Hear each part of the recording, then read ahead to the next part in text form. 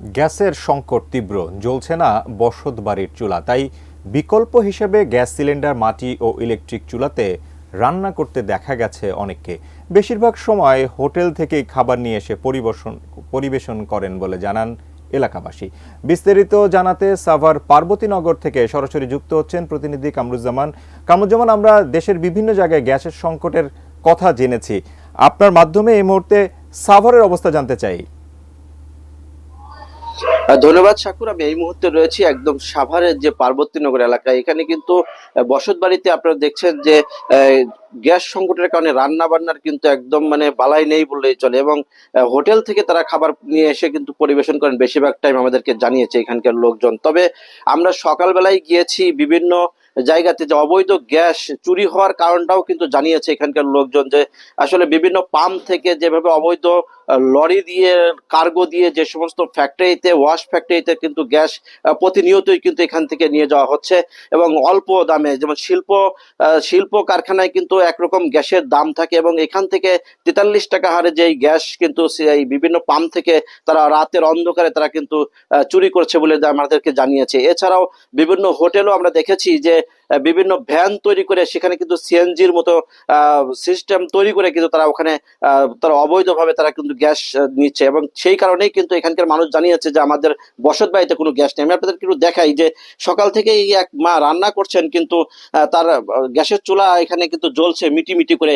এটা কিন্তু তাদের রান্না হচ্ছে না এখানে, এবং আপনি দেখতেই পাচ্ছেন যে সে কিন্তু মাটির চুলা এখানে ব্যবহার করছে। আমরা একটু যদি ওনার সাথে কথা বলি, যে আন্টি আসলে কিভাবে আপনি চলছে রান্না বান্না, একটু যদি এদিকে একটু।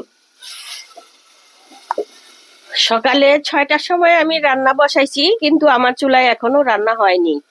তো বাধ্য হয়ে আমি লাঠির চুলা আবার জ্বালিয়েছি।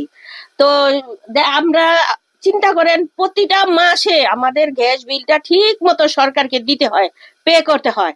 সরকার আমাদের কোনো পদক্ষেপ নিচ্ছে না, আমরা লাকড়ির চুলাই রান্না করে খাচ্ছি। এবং হঠাৎ কোনো মেহমান আসলে বা কোনো দুর্ঘটনা ঘটলে আমরা হোটেল থেকে খাবার এনে সার্ভে করতেছি, তাইলে এগুলো সার্ভ করে খাওয়াইতেছি। তাইলে আমাদের যে গ্যাস বিল যদি 1 মাস দেরি হয়, আমাদের ফাইন দেওয়ার পর আমাদের সেই গ্যাস বিলটা পে করতে হয়।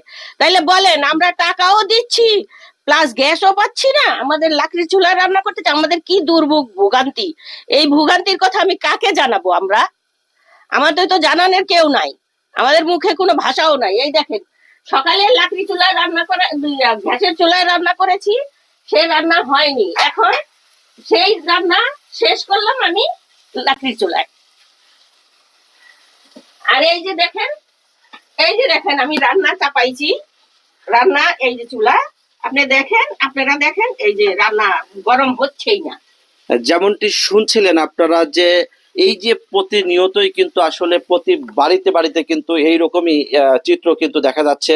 সাভারে শুধু এই পার্বতীনগর না, ব্যাংক কলোনি, ব্যাংক টাউন এবং সাভারের প্রত্যন্ত অঞ্চলে যেখানে গ্যাস লাইন রয়েছে, সংযোগ রয়েছে, প্রতিটা মানুষের বাড়িতে একই হাহাকার লেগে গেছে যে জ্বলছে না তাদের চুলা। এই ছিল সর্বশেষ আমার কাছে সাভারের পার্বতীনগর থেকে। আমরা ফিরে যাচ্ছি স্টুডিওতে শাকুরের কাছে। শাকুর।